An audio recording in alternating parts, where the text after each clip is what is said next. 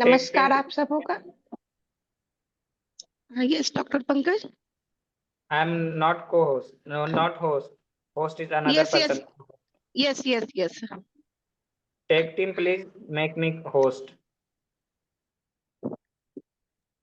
आप madam start करिए। Okay. हाँ नमस्कार, मैं डॉक्टर दीपमाला आईएफपीएस द्वारा प्रायोजित निरंतर प्रतिदिन अंतर्राष्ट्रीय वेबिनार फोरम का 947वें दिवस में आप सभी का स्वागत करती हूँ। आज के इस वेबिनार को शुरू करने से पहले हम सभी लोग 1 मिनट का मौन व्रत करेंगे। पुनः आप सबका एक बार फिर से धन्यवाद। आज के हमारे गेस्ट स्पीकर हैं डॉक्टर प्रीतम गुप्ता। सर का मैं एक छोटा सा इंटरव्यू सर के बारे में एक छोटा सा इंट्रो दे रही हूँ। डॉक्टर प्रीतम गुप्ता ने एमडी किया है होम्योपैथी से। होम्योपैथी चिकित्सा पदाधिकारी हैं ये। अभी वर्तमान में स्वास्थ्य सेवा निदेशालय स्वास्थ्य एवं परिवार कल्याण विभाग पश्चिम बंगाल सरकार के सर का बहुत ही दयालु होम्योपैथ है।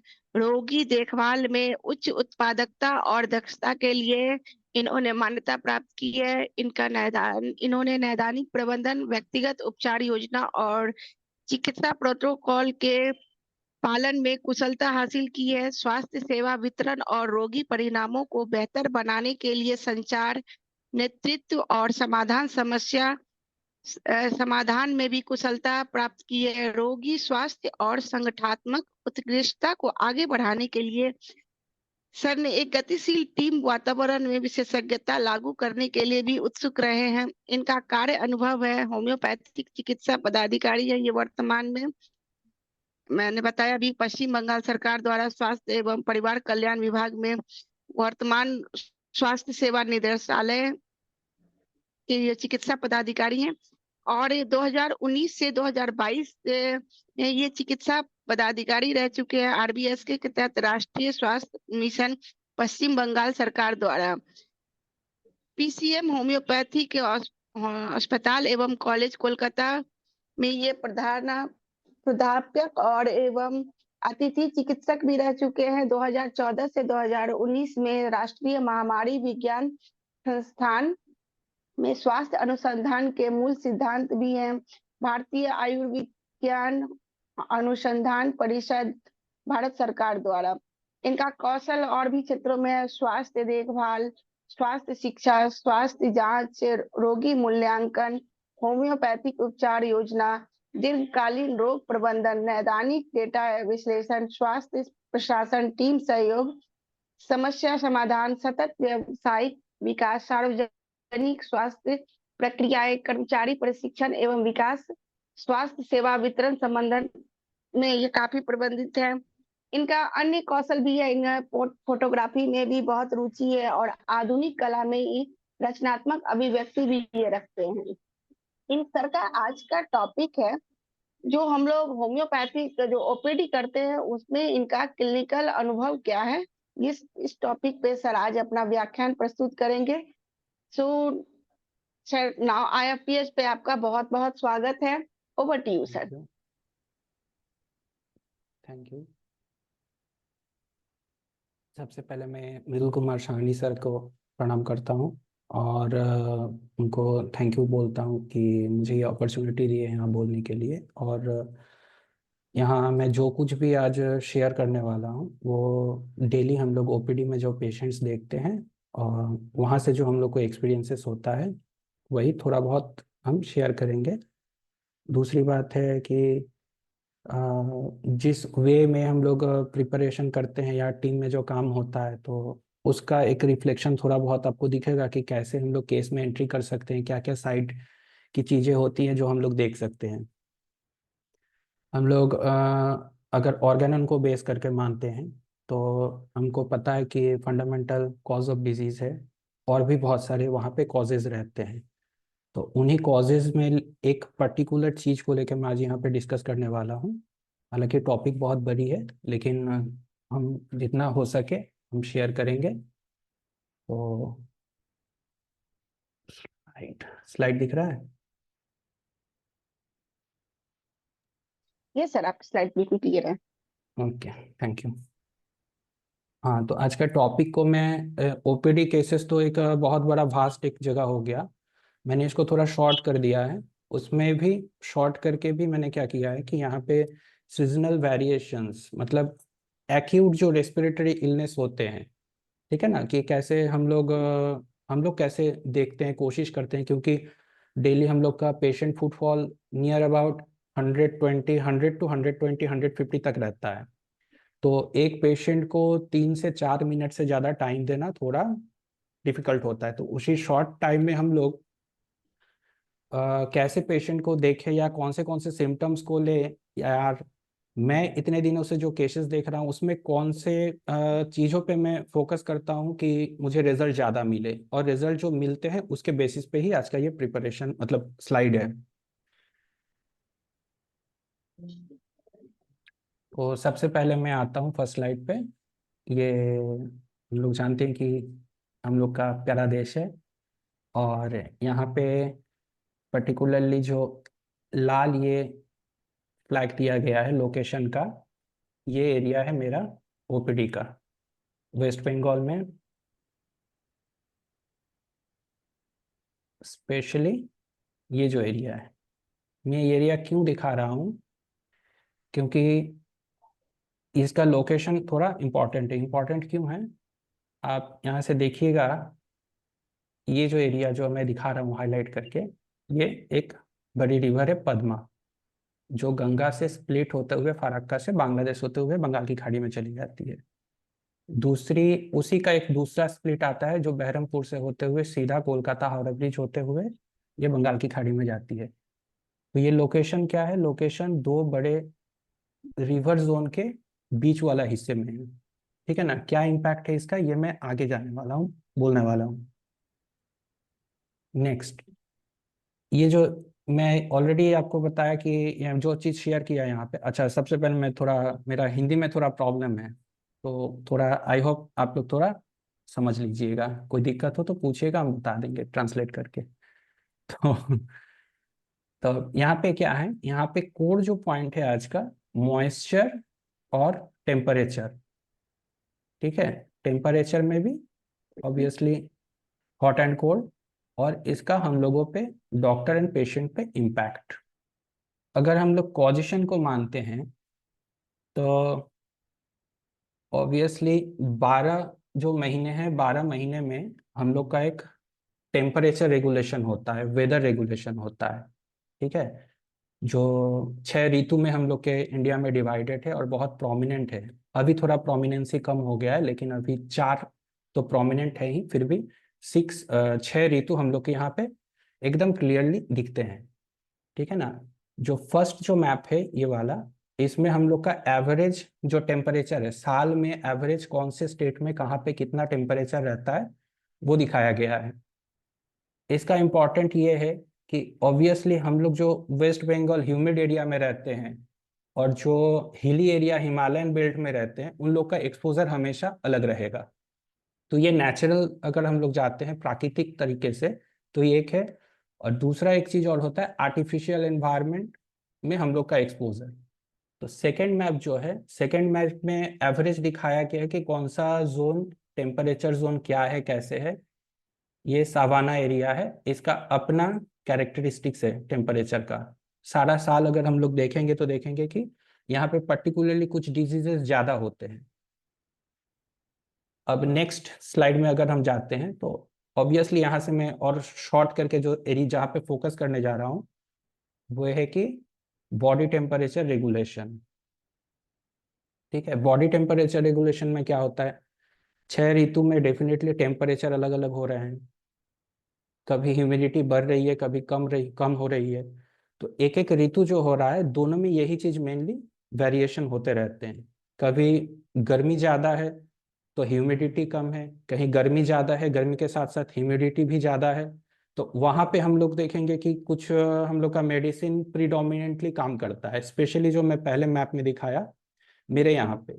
तो यहाँ पे जो भी कुछ भी डेटा यहाँ पे मैं दूंगा, ये हम लोग के यहाँ पे जो केसेस, मेरे ओपीडी में केसेस है, और मेरे साइट्स में जो मेरे फ्रेंड लोग या मेरे जो कॉलीग्स जो प्रैक्टिस कर रहे हैं, उन लोग का जो एक्सपीरियंस है, वही यहाँ पे हम थोड़ा बहुत हाईलाइट करेंगे।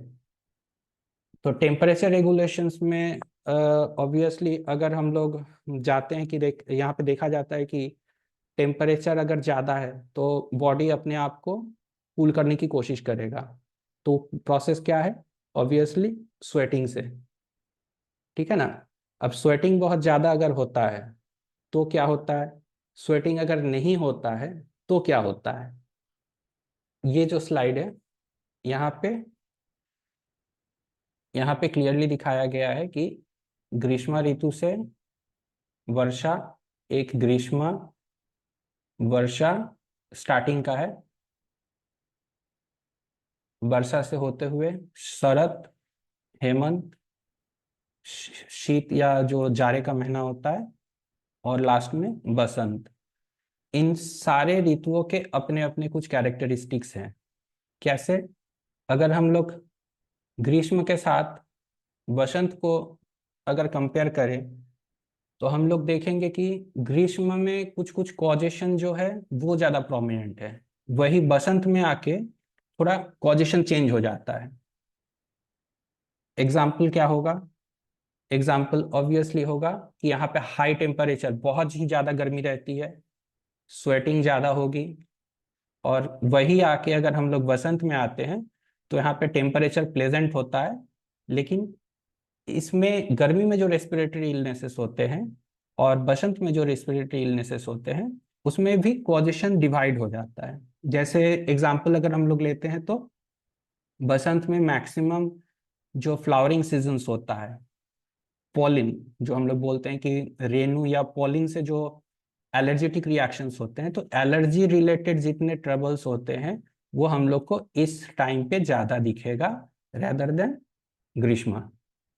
वैसे ही अगर हम लोग बरसात में जाते हैं तो यहाँ का एवरेज टेम्परेचर, यहाँ का बॉडी कूलिंग मैकेनिज्म और ग्रीष्म के साथ अगर देखते हैं तो दोनों में अलग है। वही जाड़े में भी थोड़ा डिफर हो जाता है। और माइजमेटिक पॉइंट ऑफ व्यू से अगर हम लोग जाएं तो यह भी हम लोग देखेंगे कि माइजम का, हर एक माइजम का, जो हम लोग 3 माइजम अगर मेनली कंसिडर करते हैं और उसके साथ ट्यूबरकुलर है, तो हर माइजम का अपना अपना सीजन रहता है। कोई जाड़े में ज़्यादा उसकी एफिनिटी रहती है, किसी के बरसात में ज़्यादा रहती है। फॉर एग्जांपल साइकोटिक माइजम बरसात में एग्रावेट कर जाता है, और वैसे ही अदर अदर सीजन्स में जो है एक एक माइजम का एक एक में एफिनिटी रहता है। थर्ड, इस स्लाइड में हमने थोड़ा और डिटेल्स ऐड किया है। क्या है यहाँ पे? इसका पहले वाले स्लाइड में जो हमने बोला कि टाइम ड्यूरेशन क्या होता है, देखिए ग्रीष्म का मेन टाइम ड्यूरेशन है मिड मार्च टू मिड मई। अच्छा, हम थोड़ा वीडियो ऑफ कर लें, बैंडविड्थ का प्रॉब्लम होगा।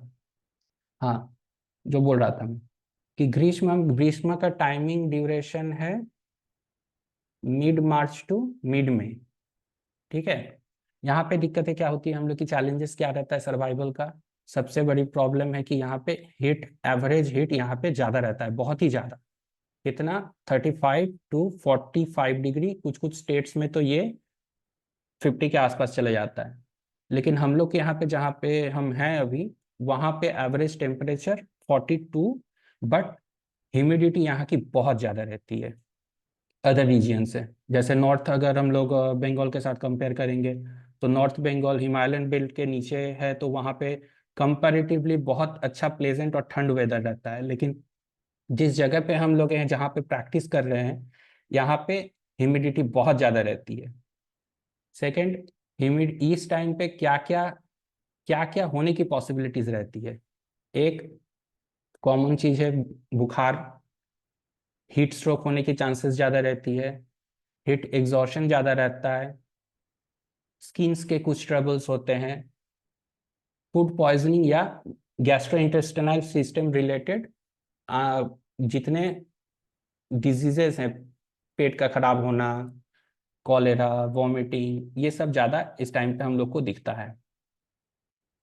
सेकेंड, ह्यूमिडिटी लेवल देखिए यहाँ पे 20 to 40% एवरेज ये मेंटेन रहता है, ठीक है। अब ये क्या होगा अगर मान लीजिए ह्यूमिडिटी किसी कारण से अगर 40 से बढ़ के ज़्यादा चला गया, तो वो इमीडिएटली वेदर चेंज रिलेटेड जो जो कोप अप नहीं कर पाएगा उसके मैनिफेस्टेशंस आने लगेंगे। ये मैंने step by step next slide में मैं दिया हूँ। एकदम सेम वे में अगर हम नेक्स्ट जाते हैं कि क्या क्या होता है, मतलब हाई हीट अगर होता है तो ऑब्वियसली अगर पसीना ज्यादा होगा तो डिहाइड्रेशन होने की चांसेस बढ़ेंगी। अगर वो मेंटेन्ड नहीं होगा तो फिर रिगार्डिंग जो प्रॉब्लम्स है वो आ जाएंगी। इसके बाद क्या है, तो क्या करना है इस टाइम पे। कॉमन जो हम लोग पेशेंट को बोलते हैं कि हमेशा रिहाइड्रेट करके रखिए, अपने आप को हीट एक्सपोजर से दूर कर रखे रखिए। ये मैनेजमेंट या रिलेटेड जो मैनेजमेंट है वो देना मैंडेटरी है। सेकंड, अगर हम लोग नेक्स्ट सेम वे में अगर मिड मई टू मिड जुलाई जाते हैं तो यहाँ पे बरसात आ जाती है। बरसात में क्या होगा, ह्यूमिडिटी देखिए यहाँ पे 70 to 90%।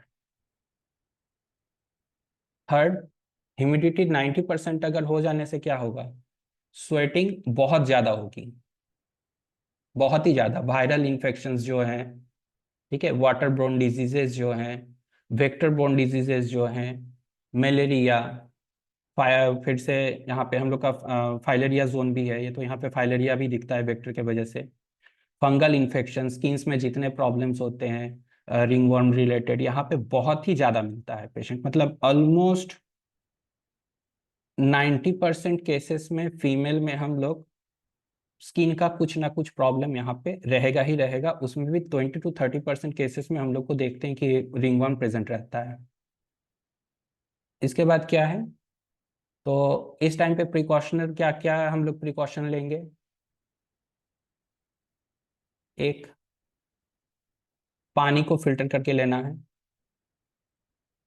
हाइजीन को बहुत ज़्यादा मेंटेन करना है, जो पेस्टिसाइड्स होते हैं उनको यूज़ करना है ताकि हम लोग जो वेक्टर बोर्न डिजीज है उनको अवॉइड कर सकते या कम हो पाए। ठीक है, रोड या स्ट्रीट फूड्स को अवॉइड करना पड़ता है। बरसात के बाद से जो चीज़ें होती हैं नेक्स्ट, सरद में, सरद कंपैरेटिवली इन दोनों से बेटर एक पोजीशन है।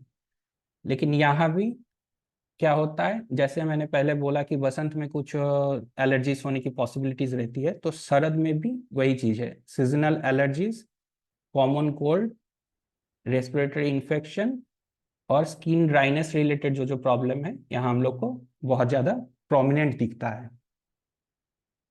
नेक्स्ट सीजन क्या है, हेमंत। हेमंत ऋतु में जब हम लोग आ रहे हैं, हेमंत मीन्स जो जिस फेज में अभी हम लोग हैं यहाँ पे, तो यहाँ का टेम्परेचर एवरेज एट प्रेजेंट 20 से 28 डिग्री है। क्या क्या अभी हम लोग को प्रॉब्लम दिख रहा है, ऑलरेडी स्टार्ट हो गया है, skin dryness, chapped lips, common cold, common flu, cough. ठीक है, ये ही केसेस लेके लगभग इसमें मतलब एक्यूट्स जो आएंगे, एक्यूट्स में यही केसेस एकदम प्रोमिनेंट 100% केसेस में यही हम लोग का यहाँ भी प्रोमिनेंट रहेगा। इसके अलावा कुछ कुछ जो अदर क्रॉनिक डिजीजेज रहता है वो तो है ही, एक्यूट्स की बात हम अभी कह रहे हैं।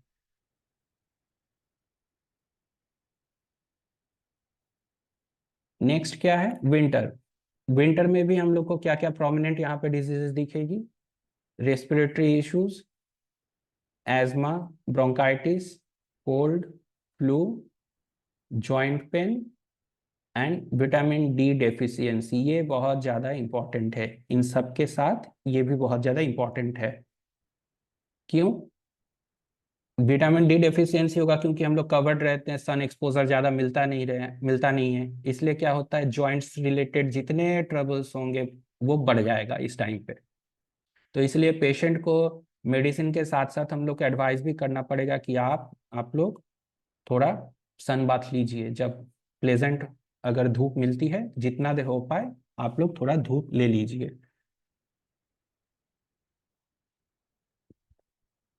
अब हेमंत, हेमंत में और जो जाड़े का महीना होता है, इन दोनों में ही ह्यूमिडिटी लेवल ऑलमोस्ट डाउन रहता है।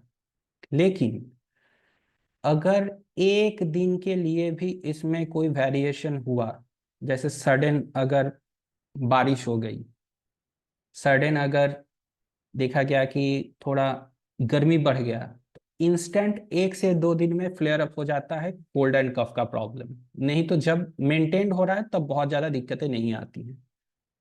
थर्ड क्या है, लास्ट हम लोग आ रहे हैं बसंत में। बसंत ऋतु में क्या हो रहा है, हम लोग वही average humidity 40 to 60, temperature 15 to 30, और इसके बाद एलिमेंट्स क्या क्या हैं, seasonal allergies, hay fever, viral infections, measles, chicken pox. तो ये सारी चीजें दिखाने का रीजन एक ही है कि अगर हम लोग पहले से प्रिपेयर्ड रहे, या कॉजेशन को हम लोग दिमाग में रखते हुए ऐसे ही हम लोग अगर प्रिपेयर्ड ले कि मैक्सिमम केसेस इसी जोन के या इसी पैटर्न के आने वाले हैं, तो जो 2 से 3 मिनट का टाइम मिलता है हम लोगों को पेशेंट में, पर पेशेंट, तो वहां पॉसिबल नहीं है कि आप डिटेल या डेप्थ में जाके मेंटल सिम्टम लो। 90% केसेस में पेशेंट अभी जो बोलेगा 5 मिनट बाद वो बदल जाता है, अगर वो हाईली कैरेक्टरिस्टिक सिम्टम ना हो तो। मेंटल केसेस बहुत ही कम पेशेंट्स को हम लोग अभी देख पाते हैं 2 से 3 मिनट पे, इसलिए हम लोग मैक्सिमम टाइम पे क्या करते हैं, हम लोग पेशेंट को एक नोट दे देते हैं कि आप घर पे जाइएगा।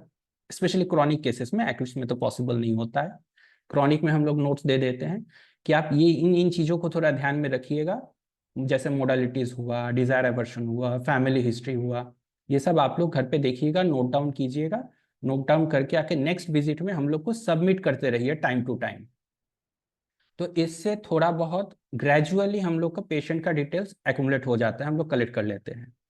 लेकिन एक्यूट में तो वो टाइम नहीं है, तो एक्यूट में आपको, या मतलब हम लोगों को जो करना है, जो देखना है, पहले से अपने आप को प्रिपेयर्ड रखना है कि इस पैटर्न के अगर केसेस आते हैं तो कॉमन वेरिएशंस वहां के क्या क्या हैं। तो वैसे अगर हम लोग अपने आप को प्रिपेयर करके रखते हैं तो सक्सेस रेट पेशेंट को देने में बहुत ज्यादा होता है, मतलब केस में इंप्रूवमेंट मैक्सिमम केसेस में ज्यादा अच्छा रिजल्ट मिलता है।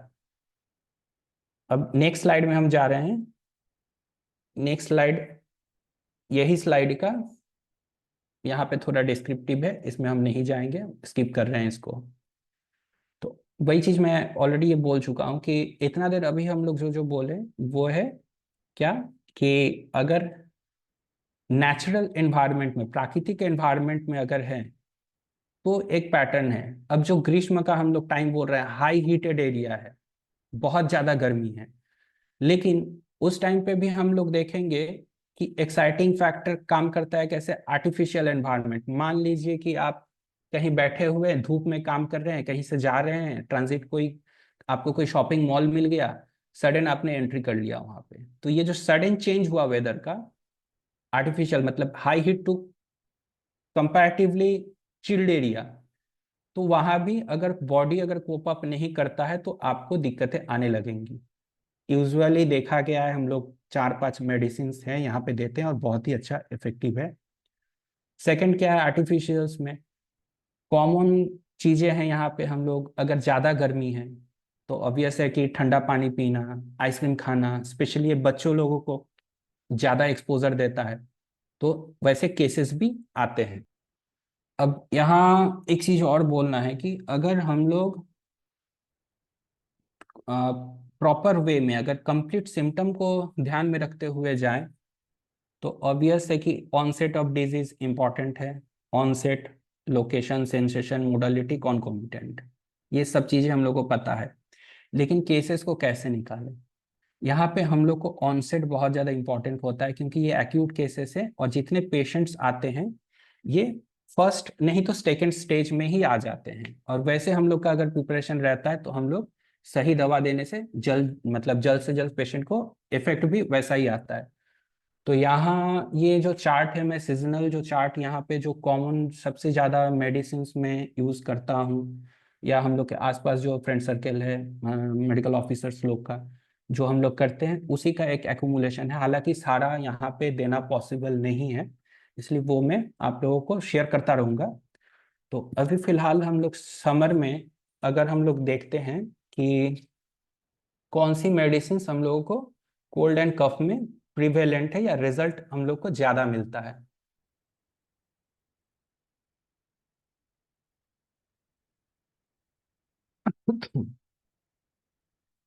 हाँ, तो फर्स्ट यहाँ पे मेडिसिन में हम लोग, मैंने यहाँ पे क्या मेंशन किया है पहले यहाँ पे मैं बता दूं। देखिए यहाँ पे जो मेडिसिन दिया गया है, ऐसा नहीं है कि यहाँ पे समर के अंडर में हम हिपरसल्फ नहीं लिखे हैं या रस्टक्स नहीं लिखे हैं तो रस्टक्स यहाँ पे काम नहीं करेगा, ठीक है ना। रस्टक्स, ब्रायनिया, ये सारी कॉमन मेडिसिन, ये इतने ही इंपॉर्टेंट है और इतने बार बार हम लोग मतलब दे दे के देख चुके हैं कि ये कोई सीजन बाउंड नहीं है। ये जनवरी टू दिसंबर हर सीजन में ही इफेक्टिव है। बस कुछ कुछ टाइम रहता है, कुछ कुछ स्पेशल सिचुएशंस रहते हैं जहां पे वो बहुत ही अच्छा काम करते हैं। जैसे फॉर एग्जांपल अभी यहाँ पे जो एक एग्जांपल दे रहा हूँ मैं कि हिपरसल्फ हम लोग को सबको पता है, ठीक है ना। हिपरसल्फ का लगभग 15 से 20 कैरेक्टरिस्टिक सिम्टम्स हैं अगर सबको हम लोग कंसिडर करते हैं। लेकिन जैसे मैंने बोला कि हिपरसल्फ अगर हम लोग सारा सिम्टम्स एक पेशेंट में एक ही साथ हम लोग को नहीं मिलेगा। तो जो ह्यूमिड एयर है, हम लोग को पता है कि ह्यूमिड एयर में रस्टक्स, ब्रायनिया, नक्स वोमिका, ये डिपेंड कर रहा है कौन से सिस्टम अफेक्टेड है उसके ऊपर, बहुत अच्छा काम करता है। लेकिन अगर हम लोग एक्यूट रेस्पिरेटरी में जाएं तो कुराइजा अगर लें, फीवर अगर लें, तो हिपरसल्फ जहाँ पे बहुत ही ज्यादा मॉइस्ट सिचुएशन है, टेम्परेचर बहुत ज्यादा है, साथ में मॉइस्ट भी बहुत ज्यादा हो रहा है, स्वेटिंग बहुत ज्यादा हो रहा है, वहां पे हम लोग देख रहे हैं कि हिपरसल्फ बहुत बहुत बहुत अच्छा काम करता है, ठीक है। रेदर देन अगर स्वेटिंग नहीं है तो हमने बहुत ज्यादा नहीं देते हैं। ठीक सेम समर के साथ साथ मॉनसून पे, जो मॉनसून मतलब ये जो क्या बोलते हैं, वर्षा ऋतु, वर्षा ऋतु सितंबर के एंड पे, ये जो जस्ट अभी जो फेज गया, ट्रांजिशन फेज जो गया गर्मी के बाद से, गर्मी थोड़ा चेंज होने लगा वेदर, यहाँ भी एक टाइम आता है कि जहाँ पे बहुत ही ज्यादा ह्यूमिडिटी रहती है और वायरल इन्फेक्शन होने के यहाँ पे चांसेस बहुत रहते हैं। जैसे यूपैटोरियम हम लोग बहुत अच्छा यहाँ पे देते हैं, हिपरसल्फ हम लोग देते हैं। तो हिपरसल्फ की मैं बार बार मेंशन कर रहा हूँ, हिपरसल्फ मेंशन करने का मेरा रीजन ये है कि हिपरसल्फ पर्टिकुलर स्पेसिफिक पोटेंसी जो मैंने देखा है सबसे अच्छा काम करता है ह्यूमिड में, वह है अगर हिपरसल्फ 6x, ठीक है ना, वो बच्चे से लेके कोई भी एज का अगर पेशेंट है, अगर बहुत ज्यादा स्वेटिंग के वजह से हुआ है, सीवियर बॉडी एक हो रहा है पेशेंट को, विद अदर सिम्टम्स, जो हिपरसल्फ के कैरेक्टरिस्टिक्स जो है या ना रहे ज्यादा मायने नहीं करता है। ये अगर पेशेंट है, अगर हम लोग हिपरसल्फ 6x अगर अवेलेबल नहीं है तो 30, लेकिन 200 नहीं। ये 6x और 30 सारे जो केसेस हैं पेशेंट के, वो थ्रोट पेन हो, गले मतलब गला की बीमारी हो, फेरिंजाइटिस हो, फीवर हो, कफ हो, कोल्ड हो, सब में काम करता है।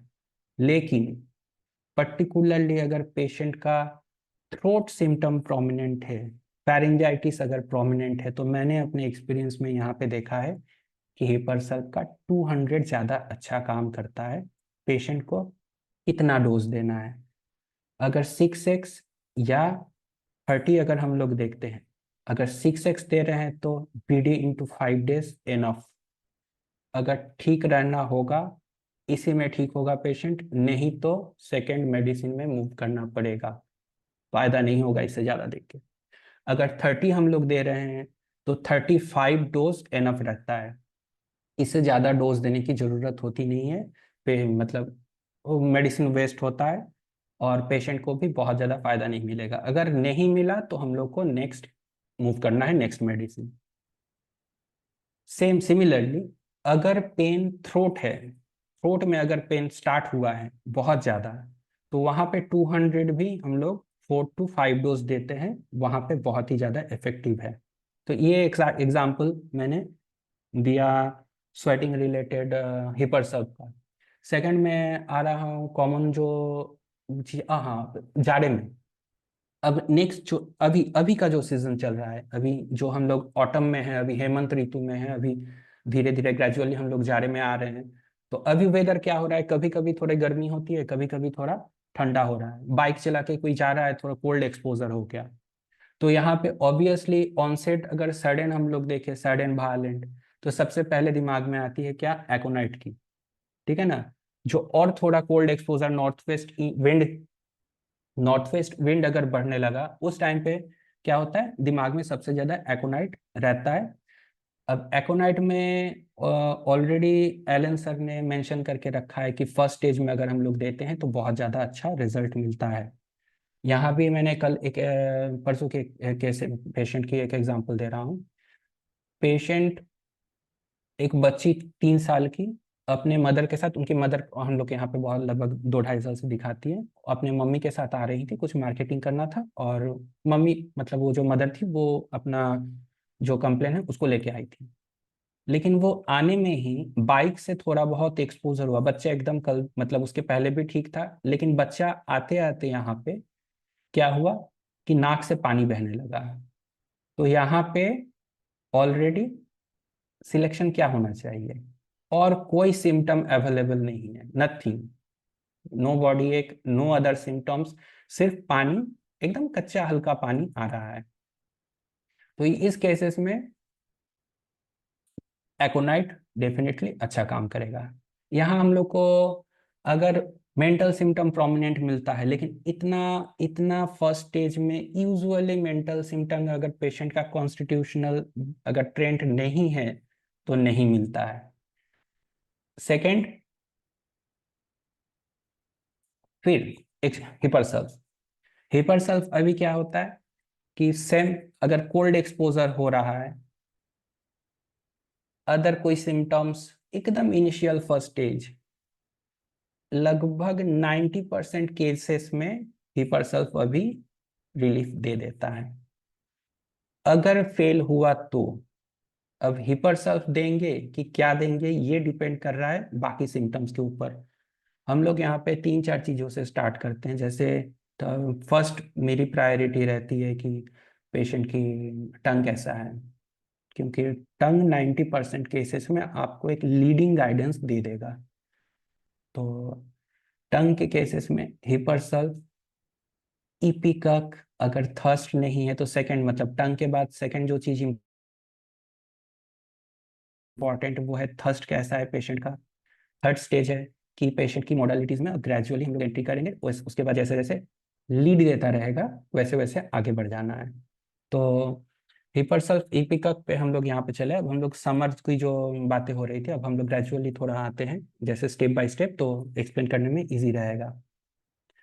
जैसे बेलाडोना, ठीक है, कॉमन सडन वायलेंट, हम लोग जानते हैं बहुत ज़्यादा रिपीट भी होता है, पेशेंट को दिया भी जाता है। लेकिन बेलेडोना के केसेस में अगर कंजेशन प्रोमिनेंट नहीं है तो दे के कोई फायदा नहीं मिलता है। अल्टीमेटली सेकेंड या थर्ड मेडिसिन पे मूव करना पड़ता है। तो intense heat, bright red inflammation, affinity right side, thirst present, dryness, summer, और ट्रेमलिंग ऑफ स्पीच अगर रहता है, जब पेशेंट नैरेट कर रहा है सिम्टम्स को, ये सिम्टम अगर प्रेजेंट है तो मैंने देखा है कि बेलाडोना काम करता है, नहीं तो फेल्योर ही ज़्यादा मिला है हम लोगों को। अब गर्मी में हम एकोनाइट देंगे कि नहीं देंगे?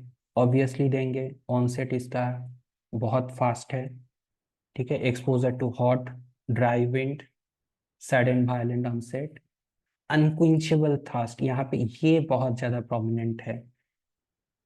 पर्सपिरेशन, ये ऑब्वियसली सेकंड स्टेज में जाता है। अगर मिलता है कि पेशेंट कैसे रिप्रेजेंट करेगा, बहुत ज़्यादा गर्मी हो रही थी, उसके बाद पसीना हुआ, उसके बाद घर आया, पंखा चलाया, उसके बाद वाले दिन से, सेकंड डे से पेशेंट को तबीयत खराब होने लगी। उसके साथ अगर अनक्विंचेबल, बहुत ही ज़्यादा अगर थर्स्ट है और ये हमको हिस्ट्री मिलता है, तो वहाँ तभी हम एकोनाइट देंगे, नहीं तो एकोनाइट हम नहीं देंगे। ब्राइनिया के केसेस में भी सेम।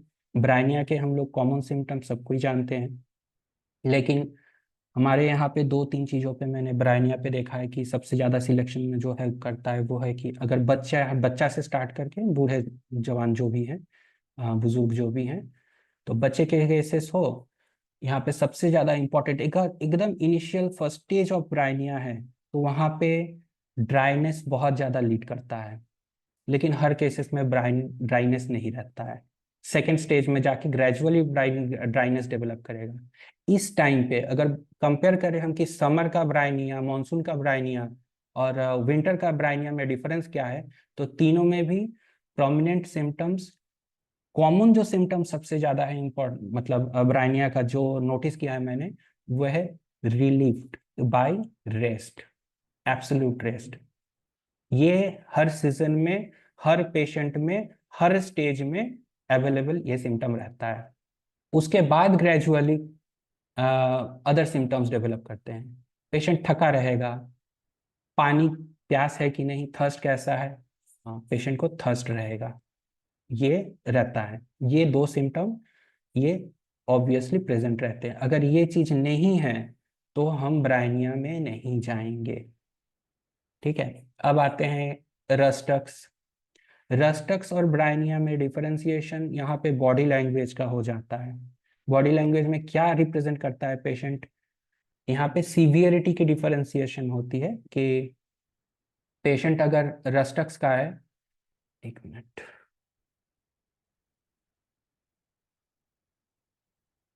हाँ, पेशेंट अगर रस्टक्स का है तो वो जब पेशेंट नैरेट करता है सिम्टम का, उसके हैंड्स मूवमेंट जो है वो गाइड करेगा कि मेरा यहाँ से बॉडी एक स्टार्ट हो रहा है, यहाँ यहाँ जा रहा है।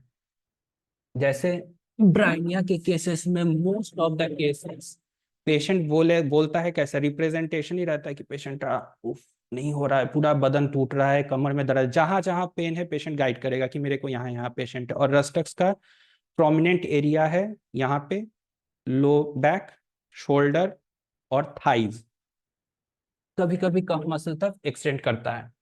तो ये हम लोग को थोड़ा बहुत गाइड करता है। सेकंड डिफरेंशिएटिंग है कि रस्टक्स में अगर रेस्टलेसनेस या मूवमेंट से रिलीफ नहीं है तो हम रस्टक्स नहीं देंगे। और इससे भी बड़ा इंपॉर्टेंट सिम्टम है टंग। अगर टंग के साथ बाकी 2 सिम्टम्स प्रेजेंट है तो 100% वर्क करेगा ही करेगा। अब आ रहे हैं एक और चीज रस्टक्स ब्रायनिया के साथ सिवियरिटी का डिफरेंशिएशन में। यूपैटोरियम ऑब्वियसली बहुत ज्यादा स्वेटिंग है।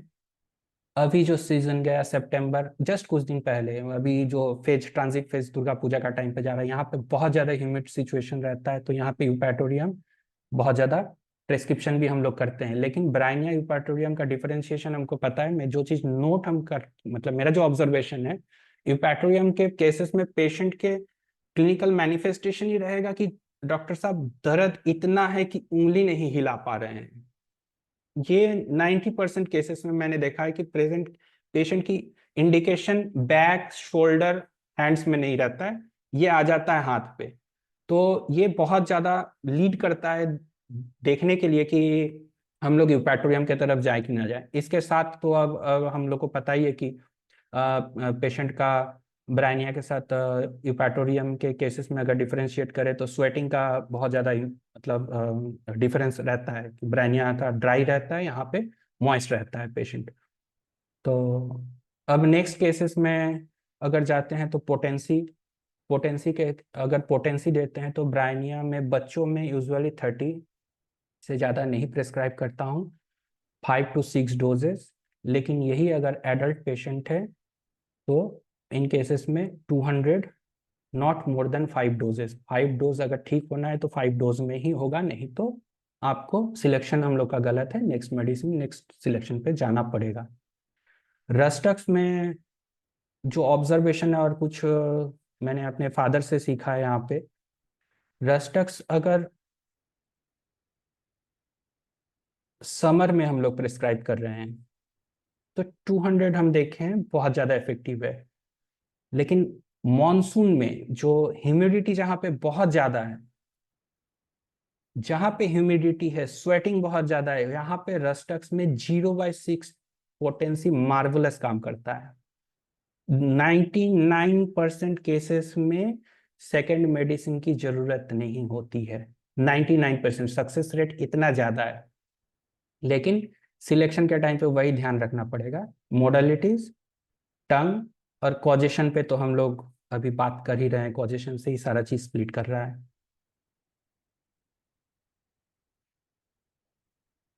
Next, sore throat. अगर पेशेंट कंप्लेन लेके आया, प्रोमिनेंट सिम्टम्स के स्टार्टिंग ही पेशेंट अपना नेक से कर रहा है, उसको बुखार है, नहीं हो सकता है, लेकिन स्टार्टिंग अगर पेशेंट गले से कर रहा है समर में, और स्पेशली अगर समर और मॉनसून के ट्रांजिशनल फेज में है, तो वहां पे हम लोग देखें कि ब्राइनिया में जो ऑलरेडी बोला जाता है कि days are hot nights are cold, वो जो फेज रहता है, ठीक उसके बाद वाले स्टेज में वहां पे एक सिचुएशन, टेम्परेचर ऐसा सिचुएशन रहता है कि ना पेशेंट को समझ में आता है कि पेशेंट का ना ब्राइनिया का प्रोमिनेंट सिम्टम है, ना रस्टक्स का प्रोमिनेंट सिम्टम है, बट कंप्लेन स्टार्ट कर रहा है पेशेंट का थ्रोट से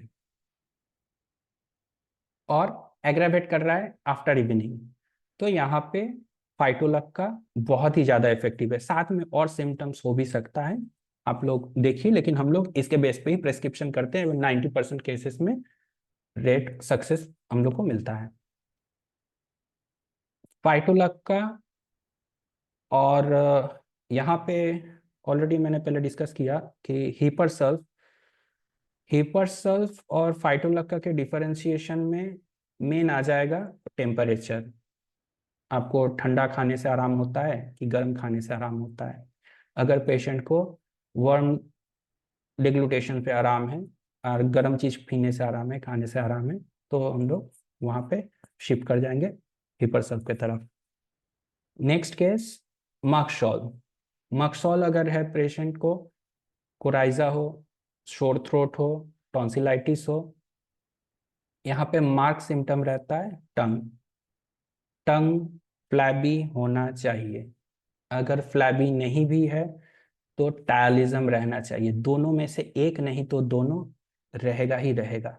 साथ में ऐड हो सकता है फ्लैबी अगर टंग है तो ऑब्वियसली इम्प्रिंट ऑफ टिथ रहेगा पेशेंट में। तो यहाँ पे हम लोग, अगर ये तीनों सिम्टम्स हैं साथ में ग्रेजुअली, अब पेशेंट कौन से स्टेज में आ रहा है इसके ऊपर डिपेंड करता है। अगर पेशेंट में ये सिम्टम मिनिमम प्रेजेंट है, फर्स्ट स्टेज है, तो हम लोग नाइट एग्रावेशन है तो मार्क्सॉल के तरफ जाएंगे। लेकिन डोजेस कितना रहेगा, 30 मतलब 35 to 6 डोज, 6 डोज भी नहीं, 5 डोज अगर ठीक करना होगा तो यही इनफ है, इसके ज़्यादा जरूरी नहीं होता है अननेसेसरीली, मतलब उसको फोर्सफुली देना होगा। थर्ड है डलका मारा। डलका मारा बहुत ही ज़्यादा ऑब्वियसली यूज़ होता है जब मानसून सीजन है, लेकिन समर में भी, वो थोड़ी देर पहले मैंने बोला था कि आर्टिफिशियल अगर एनवायरनमेंट है तो वहाँ पे हम लोग क्या करेंगे।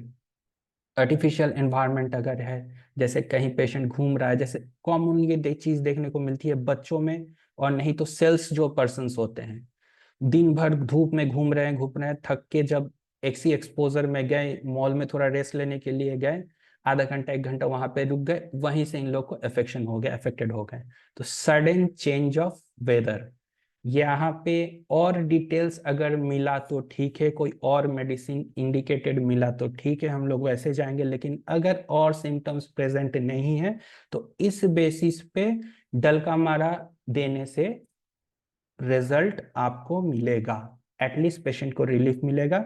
सेकंड, अगर कुछ कॉम्प्लिकेशन हुआ तो वो अकॉर्डिंगली हैंडल हो जाता है। ऐसा यहाँ मतलब ऐसा सिचुएशन राइज नहीं होता है कि पेशेंट को एंटीबायोटिक की तरफ जाना पड़े। 90% केसेस में हम लोग देखें रिकवर हो जाती है। अगर कुछ रहा तो नेक्स्ट वो हम लोग मैनेज कर लेते हैं, जो इंडिकेटेड, जब तब तक जो सिम्टम जो डेवलप कर जाएंगे। अब मॉनसून के डलकामारा का जो कैरेक्टरिस्टिक्स, सबसे ज़्यादा इंपॉर्टेंट फीचर हमने नोटिस किया है, वो अगर नहीं रहता है तो हम बहुत ज़्यादा उसमें नहीं जाते हैं। जैसे सिक्रेशन बहुत ज़्यादा होना चाहिए, कोई भी सिक्रेशन हो। अगर कोल्ड एंड कफ है, नेजल सिक्रेशन है, बहुत ज़्यादा अगर सिक्रेशन नहीं है तो नहीं जाते हैं। रस्टक्स ऑलरेडी हमने एक्सप्लेन कर दिया है, ब्राइनिया एक्सप्लेन कर दिया है, और हिपरसल्फ भी मानसून का एकदम टॉप मानसून में हिपरसल्फ बहुत ज़्यादा नहीं यूज़ होता है, ट्रांजिशनल फेज जो रहता है वहाँ पे ज़्यादा होता है, ह्यूमिड जहाँ पे ज़्यादा रहता है वेदर। अब नेक्स्ट ये क्या हुआ, ऑटम। ऑटम में हाँ, अब देखिए, अब पॉइंट तो बहुत सारा है, अब कौन सा कैरेक्टरिस्टिक्स है।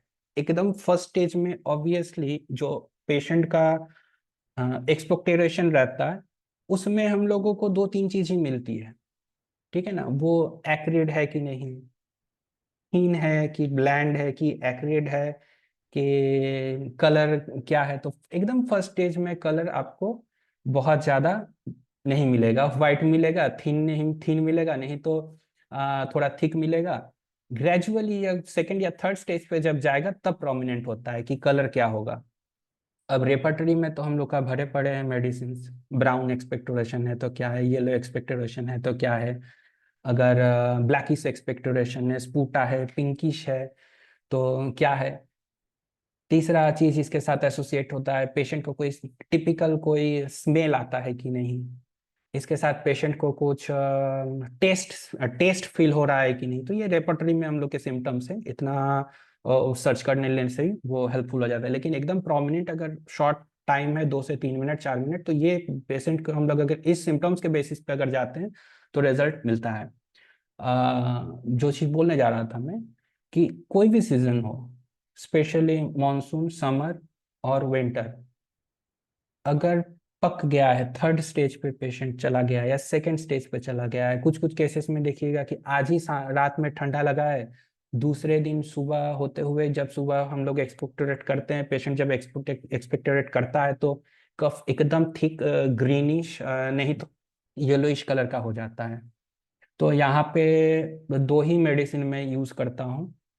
वो है, अगर पेशेंट को थर्स्ट प्रेजेंट है तो पल्सेटिला, बच्चे के केसेस में 30, और अगर एडल्ट पेशेंट है तो 200। वही डोज, 5 डोजेस से ज़्यादा नहीं हम नहीं देते हैं। वो अगर काम करना होगा, अगर सिलेक्शन अगर ठीक होगा तो उसी में रिजॉल्व हो जाएगा केस। सेकंड जो मेडिसिन आती है इलोइश का, जो बहुत ही ज़्यादा इफेक्टिव है, इसका मैं बूढ़े से बच्चों सब में 30 से ज़्यादा कभी यूज़ नहीं किया हूँ, और 5 to 6 डोज से भी ज़्यादा कभी यूज़ नहीं किया हूँ। वह है कैलिसल्व, बहुत अच्छा काम करता है, ठीक है।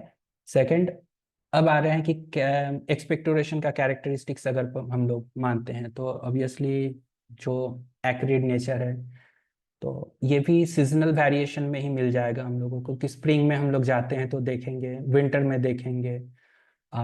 ये एक्रिड जो है, ये ट्रांजिशनल पीरियड जब रहता है कि समर टू मॉनसून या प्री समर, और नहीं तो मॉनसून टू जब ऑटम में एंट्री ले रहा है टेम्परेचर, वहाँ पे हम लोग देखते हैं कि कहाँ गया,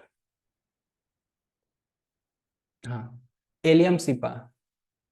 एलियम सिपा एकदम जो डिस्चार्ज होगा, बर्न करेगा पेशेंट को, बोल ही देगा, एकदम कुछ जरूरत नहीं है, पूरे इतना हो जाता है, लाल हो जाता है नाक। पेशेंट आके बोलेगा कि मतलब जस्ट 1 दिन या 2 दिन से हुआ है और साथ में इतना स्नीजिंग हो रहा है, साथ में इरिटेशन है, तो हेल्प है डेफिनेटली, एकदम आराम से मिल जाएगा रिजल्ट। अगर पेशेंट को आई डिस्चार्ज है तो रस्टक्स में भी हम लोग को सिम्टम मिलेगा, लेकिन रस्टक्स का जो आई डिस्चार्ज होगा, पानी जो आंख से आएगा, वो एक्रिड नहीं रहेगा, एटलीस्ट हम यहाँ पे नहीं देखे हैं, ठीक है। और थर्ड स्टेज अभी अभी जो जिस इस सिचुएशन में, जो इस टेम्परेचर में अभी हम लोग ऑटम, लेट ऑटम जो अभी ग्रेजुअली विंटर की तरफ जा रहा है, यहाँ भी पेशेंट में बहुत ज़्यादा एक्सपोजर जब होगा कोल्ड का, ग्रेजुअली अब स्टार्ट होगा, जब थोड़ा टेम्परेचर और फॉल करेगा तो वहाँ एक्सपोजर होने में भी ऑलरेडी हिपरसल्फ मैंने बता दिया है। लेकिन अगर आई इन्वॉल्वमेंट है, अगर डिस्चार्ज बहुत है लेकिन ब्लैंड डिस्चार्ज है, तो इस केसेस में यूफ्रेशिया का सेकंड कोई कंपैरेटिव मेडिसिन हम लोग नहीं देखें, जरूरत ही नहीं पड़ता है, ये देने से ही पेशेंट 90% के 100% केसेस में रिकवरी हो जाती है। लेकिन हाँ, अगर सिलेक्शन गलत हुआ तो वो ज़्यादा दिन नहीं लेगा, 2 से 3 दिन में वो मेडिसिन बोल देगा। अगर पेशेंट का फर्स्ट डोज से ही स्टार्ट हो जाएगा इम्प्रूवमेंट, अगर सिलेक्शन सही है तो। अगर नहीं है तो आपको फिर केस का डिटेल्स में तब पेशेंट को टाइम देना पड़ेगा, और तब जो जो लीडिंग सिम्टम्स रहेंगे उसके बेसिस पे जाना पड़ेगा। अब विंटर में ऑब्वियसली और मेडिसिन हम लोग ये जो ऑलरेडी डिस्कस कर चुके हैं, रस्टक्स, ब्रायनिया, कॉमन मेडिसिन हैं, एलियम सिपापी भी है। सल्फर केसेस में होता है कि सल्फर के केसेस में पर्टिकुलरली मैंने नोट किया है कि टंग इसमें पेशेंट में क्लीन रहता है, और इसके कंस्टिपेशन रहेगा, पेशेंट को फायदा देगा। एलियम सिपा ऑलरेडी हमने डिस्कस कर चुका है। कैलकेरिया कार्ब ऑब्वियसली बच्चों में, बच्चों गोल मटोल जो बच्चे रहते हैं, गाल फूला एकदम देख के लगेगा। और सेकंड सबसे ज्यादा प्रोमिनेंट सिम्टम जो बच्चों के केसेस में रहता है अभी, अगर सर स्वेटिंग ज्यादा है, जाड़े में भी स्वेटिंग हो रहा है पेशेंट को, बच्चे को कैप पहनाया गया है उसमें बहुत ज्यादा भयंकर स्वेटिंग होने लगा, डरते हैं हम लोग इनिशियली कि कैलकेरिया कर्व दे कि अदर कोई दे, पेशेंट फेल होगा। अगर पेशेंट का कॉन्स्टिट्यूशन बच्चे की वो 15 दिन का बच्चा हो, या 10 साल का बच्चा हो, या 20 साल का बच्चा, 20 साल का बच्चे क्या रहेंगे, अगर कॉन्स्टिट्यूशन मैच करता है आप आराम से प्रेस्क्राइब कीजिए। लेकिन हाँ, ओवर डोज नहीं करना है पेशेंट को, 4 से 5 डोज एनफ है। अगर ठीक रहना होगा तो ठीक कर देगा, नहीं तो आपको सेकंड मेडिसिन में मूव करना पड़ेगा, तब जो प्रेजेंटिंग सिम्टम रहेंगे उसके बेसिस पे। और नहीं तो कैंटियन जो सेकंड प्रिस्क्रिप्शन हम लोग पढ़े हैं कि रेमेडी रिलेशनशिप में जो ऑलरेडी सबसे ज्यादा इफेक्टिव है, हम बोल रहे हैं कि एलेंस की नोट रिवेरीफाइड है। आप एलेंस की नोट के जो रिलेशनशिप में मेडिसिन फॉलोज वेल या आफ्टर दिया गया है, उस चीज को अगर हम लोग फॉलो करते हैं, 99 क्यों 100% केसेस में रिजल्ट मिलेगा, वेरीफाइड है। और ये जो बात में अभी अभी जो जो चीजें मैं शेयर कर रहा हूँ ये भी वेरीफाइड है। मेरे फादर भी लगभग मतलब 50 ईयर्स का उनका भी एक्सपीरियंस हो चुका, तो उनके गाइडेंस से मैंने जो जो जो चीजें सीखा है वो चीज भी मैं इसमें आपको शेयर कर दे रहा हूँ। थर्ड, एक चीज मैं बोलना भूल गया, ये भी रामबाण है। एक्चुअली ये सेकंड प्रेजेंटेशन में जाता है कि अगर ये सब मेडिसिन तो हम लोग दे रहे हैं, लेकिन जहां जहां फेल कर रहा है वहां पे हम लोग क्या करेंगे। तो हीपर सल्फ के केसेस में मैं क्यों ये 5 6 7 मेडिसिन बार बार बोल रहा हूँ, क्योंकि ये मेडिसिन से ही हम लोग के यहाँ पे एक्यूट कवर कर जाती है 90% केसेस। जरूरत नहीं होती है इसके बाद, खूब कम केसेस में थोड़ा एक्स्ट्रा मेडिसिन लगता है, तो वहां पे तो आपको सिलेक्शन करना ही पड़ेगा। तो इन केसेस में जब हम लोग दे रहे हैं हिपर सल्फ, मान लीजिए हम लोग बार बार दे रहे हैं, हिपर सल्फ फेल हुआ, या जहाँ पे इपिकक हम दे रहे हैं, इपिकक का कैरेक्टरिस्टिक सिम्टम बोले हैं, मैंने ऑलरेडी बोला कि बच्चा 2 साल का हो, 15 दिन का हो, बुखार हो, कुछ भी हो पेशेंट को, अगर कोल्ड रिलेटेड है, बुखार है, साथ में 2 सिम्टम प्रेजेंट होनी चाहिए। एक मॉइस्चर बोल रहा हूँ सॉरी, टंग जो है पेशेंट का क्लीन रहना ही पड़ेगा, दूसरा एब्सेंट ऑफ थर्स्ट रहना ही पड़ेगा। लेकिन जब हम लोग बुक पढ़ते हैं वहां पे देखते हैं कि नौशिया बहुत ज्यादा प्रेजेंट रहता है वहां पे, कि पेशेंट में नौशिया, क्लीन टंग, नो थर्स्ट। यहाँ पे मैंने जो ऑब्जर्व किया है, हम लोग यहाँ पे नौशिया बहुत कम रहता है, लेकिन सिर्फ क्लीन टंग और थर्स्टलेसनेस। अगर इसके साथ एक सिम्टम और ऐड हो गया कि बच्चा वॉमिटिंग भी कर रहा है, टंग क्लीन है, थर्स्टलेसनेस कैसे, 15 दिन के बच्चे को थर्स्टलेसनेस कैसे पता चलेगा, वो दूध पीने से रिफ्यूज कर देता है। मम्मी बोलेगी कि बच्चे को दूध पिला रहे हैं हम लोग, लेकिन पीना नहीं चाह रहा है। आप आराम से पेशेंट को इपिकक 30 प्रिस्क्राइब करके देख सकते हैं, रिजल्ट आपको मिलेगा। फेल हुआ तो क्या कीजिएगा, अगर हिपरसल्फ फेल होता है तो इपिकक, फेल होता है तो हिपरसल्फ, दोनों का कॉम्बिनेशन बहुत ही सक्सेसफुल है। कहाँ सोर्स है, आप एलेंस की नोट खोलिए, एलेंस की नोट में एकदम क्लियरली नीचे दिया हुआ है। तो ये सब छोटे छोटे पढ़ते तो हम लोग सभी हैं, लेकिन कुछ चीजें हैं कि अगर सीनियर्स हाईलाइट कर देते हैं, तो ये सिम्टम पर्टिकुलरली मैंने अपने फादर से सीखा है, और जितने केसेस में आज तक दिया हूँ कभी आज तक कभी फेल नहीं हुआ है। तो आप लोग यहाँ से क्लिनिकल जो होता है नॉलेज शेयरिंग का आप लोग करके देख सकते हैं, शायद हेल्प कर जाए। और दूसरा चीज़ है, शेयर करने का एक और रीज़न है कि जितना कम मेडिसिन होता है, होम्योपैथिक केसेस हैंडल करने में सबसे ज़्यादा इजी रहता है और इजी रहता है। तो ये सब एक्सपीरियंस जो है ये रीवेरीफाइड है। अब हम जो जैसे भी हम अभी केस रिप्रेजेंट करें तो वो ज़्यादा मैटर नहीं है, लेकिन जो चीज़ें इंफॉर्मेशन जो जा रही है वो बहुत ही इम्पोर्टेंट है। क्योंकि ये यहाँ पे मेरे जितने सीनियर प्रोफेसर्स हैं, हम लोग के कॉलेज हॉस्पिटल, अपना 15 साल का एक्सपीरियंस, यहाँ पे लगभग हम लोगों ने 1.5 लाख से ऊपर प्रेस्क्रिप्शन, 1.25 लाख के ऊपर प्रेस्क्रिप्शन हो चुका है। तो इसमें जो नोटिस किया है हमने, और जो चीज बोल रहा हूँ, ये 100% वेरीफाइड रीवेरीफाइड सिम्टम्स हैं। और आप लोग को, आई होप आप लोग देख सकते हैं इन चीजों को, हेल्प मिलेगा, मिलेगा, जरूर मिलेगा। अब विंटर में तो ऑलरेडी जो मेडिसिन हम लोगों ने शेयर कर दिया है, इसके साथ कुछ मेडिसिन और ऐड होते हैं। और इसके बाद टाइम कितना हुआ? डॉक्टर प्रीतम, अब हमारे पास लास्ट के 4 मिनट हाँ, से बचे हैं। ठीक है। दो दो सिम्टम मैं बोल देता हूँ, बोल के अगर कोई क्वेश्चन होगा तो आप लोग पूछ सकते हैं। उसमें दो चीज है कि अगर स्प्रिंग जो है, मैंने बोल रहा था कि स्प्रिंग स्प्रिंग का मेनली यहाँ पे क्या होता है ना, हम लोग यहाँ पे बंगालीज एरिया, यहाँ पे बहुत ही ज्यादा फ्लावरिंग होता है। मतलब सब अपने घर पे फ्लावरिंग करते हैं, और हम कुछ कुछ सिटीज है वहाँ पे तो रोज एक एक एवेन्यू है जहाँ पे फ्लावरिंग प्लांट्स है। तो पॉलिंग के वजह से बहुत ही ज्यादा एक्सपोजर होता है, और एलर्जेटिक राइनाइटिस बहुत ज्यादा इस सिम्टम इस टाइम पे प्रेजेंट होता है।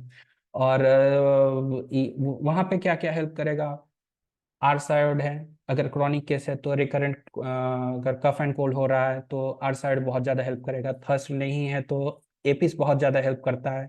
सैबाडीला स्पेसिफिकली यहाँ पे मैंने रिजल्ट यहाँ पे मेंशन किया है, सैबाडीला बहुत ही ज्यादा रिवेरीफाइड यहाँ पे है। वाइथिया, वाइथिया का भी जो सिम्टम मैंने यहाँ पे दिया है कि इंटेंस ईचिंग रहेगा, पोस्टीरियर नेजल, सॉफ्ट पैलेट, ठीक है ना।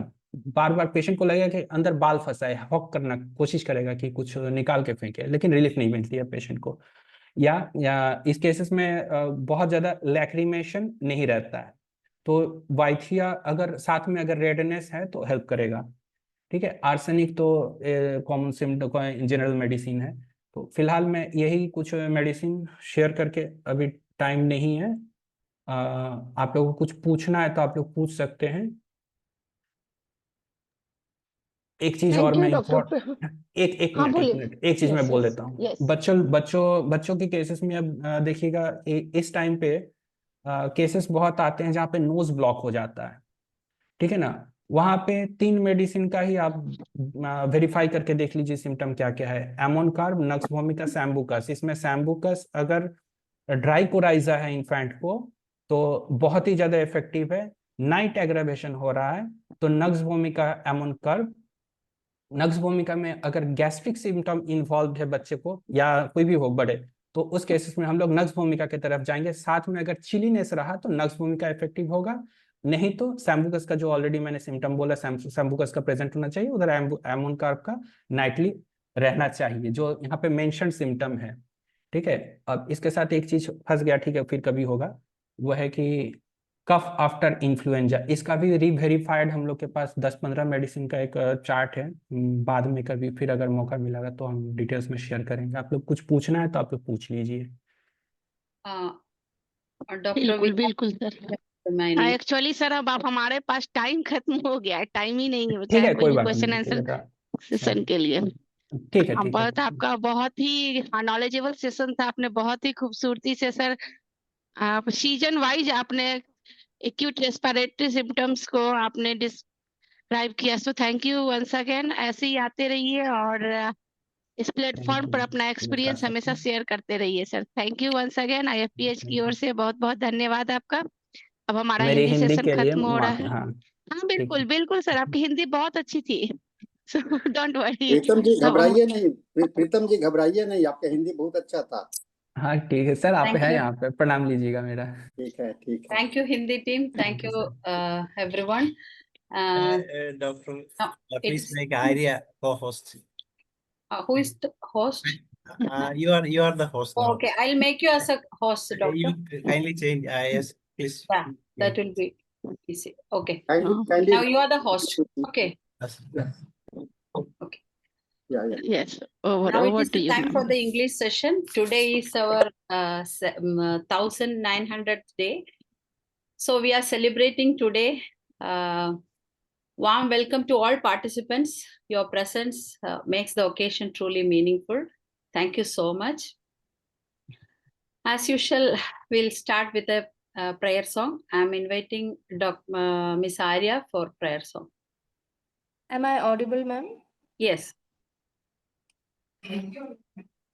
भक्तप्रियाय त्रिपुरन्तकाय पिनाकिने दुष्टहराय नित्यं प्रत्याक्षलीलाय मनुष्यलोके श्रीवैद्यनाथाय नमः शिवाय प्रभुदवदादि समस्तरोगे प्रणाशकर्त्रे मुनिवन्दिताय प्रभाकरेन्दुवग्निविलोचनाय श्रीवैद्यनाथाय नमः शिवाय वक्रोत्रनेत्राङ्गिरिविहीनजन्तु वक्रोत्रनेत्राङ्गिरिसुखप्रदाय कुष्ठादिसर्वोन्नतरोगहन्त्रे श्रीवैद्यनाथाय नमः शिवाय. Thank you, Dr. Arya. Now, for the welcome speech, I am inviting our Vice President, Dr. Shaji Gudiar. Sir, you're welcome.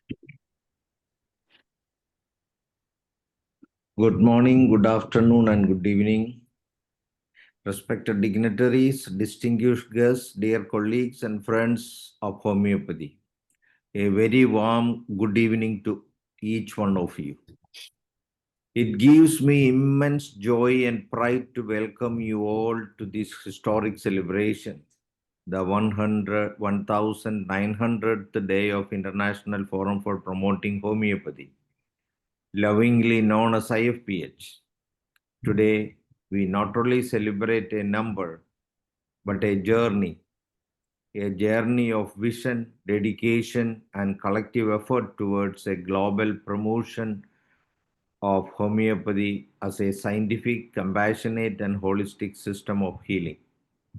We are deeply honored to have among us a galaxy of eminent personalities who have dedicated their lives to the advancement of homeopathy in India and across the world.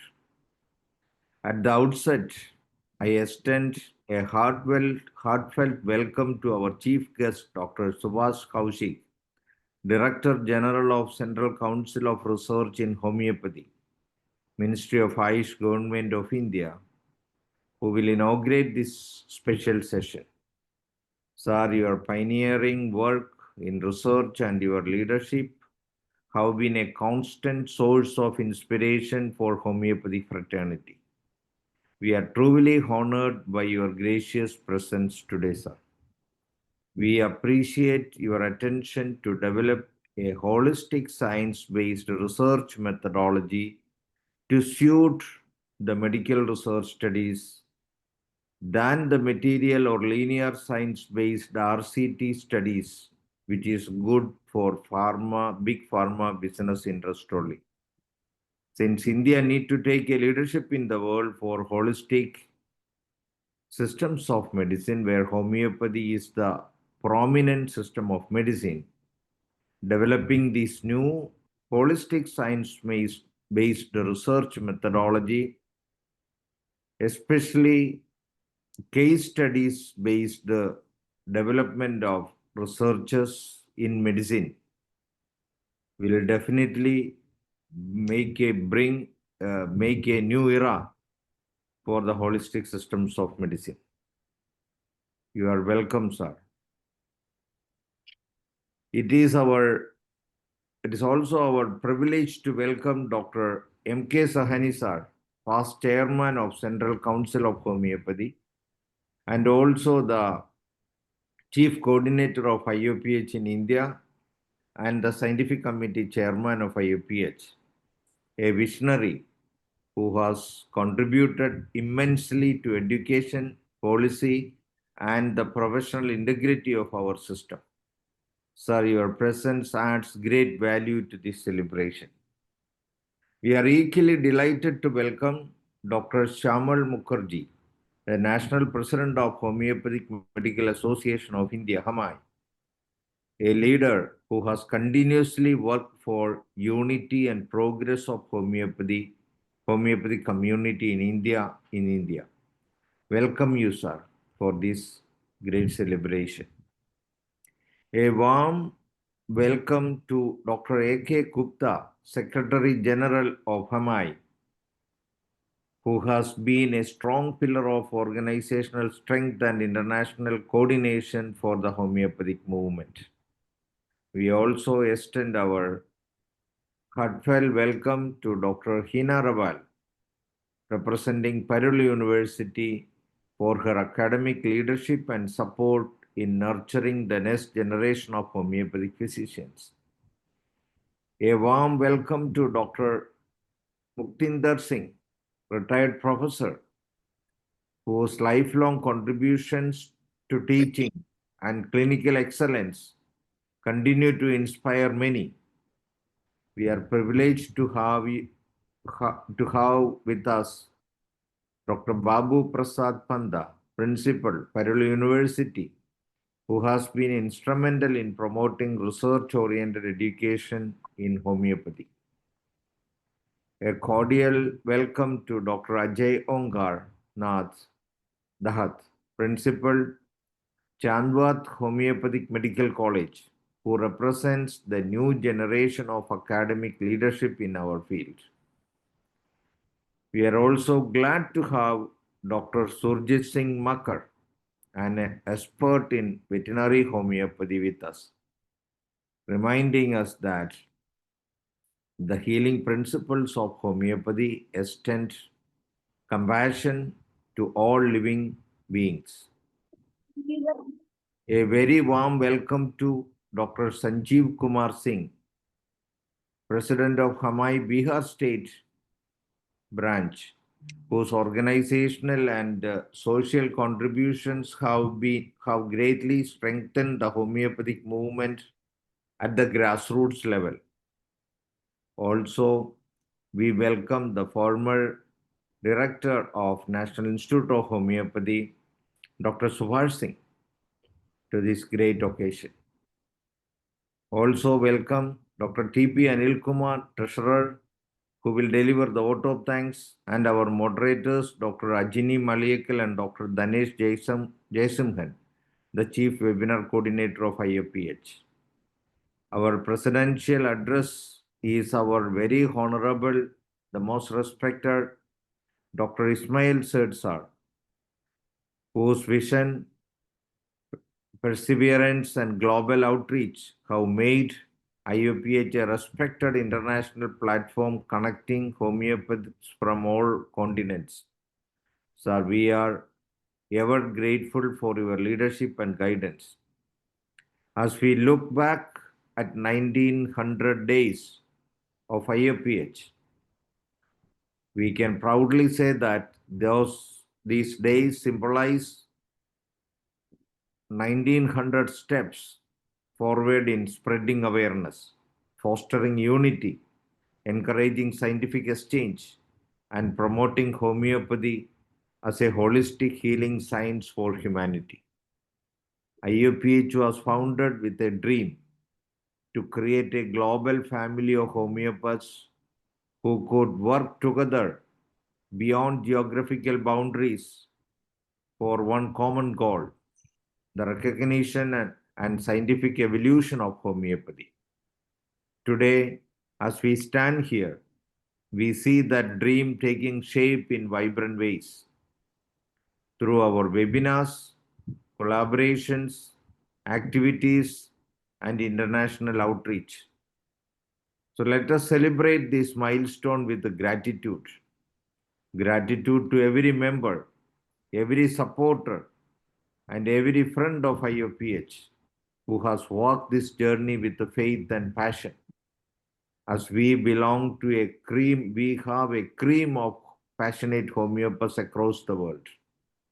And let us renew our commitment to take homeopathy to new heights through unity, integrity, and scientific excellence. Again, I warmly welcome each one of you to this 1900th day celebration.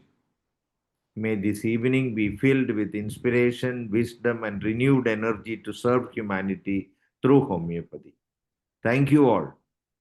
Thank Welcome you. once Thank you, again. Dr. Shaji Kudiat. Now I'm inviting Dr. Ismail Seth, our president. Sir, you're welcome for the presidential address. Thank you very much. Thank you. See, I'm very much proud about this one because I am the president of this IAPH. Very much glad and very much thankful to the Homeopathic Fraternity. Today, we are conducting 1,900 day of the English section. Without any break of any single day, we are committing this our responsibility to the Homeopathic Fraternity. And also the students of the homeopathy who are coming to the studies to give the inspiration to them. I'm not talking too much. Very glad meeting this occasion this evening. Very eminent doctors are sitting here, and before that, I'm not going to a very big presidential address. Please, because I am thankful to you all. I'm thankful to all the dignitaries sitting here and who are listening this our progress from outside. And we are getting this opportunity to spread the IAPH gathering all over the world. God bless us.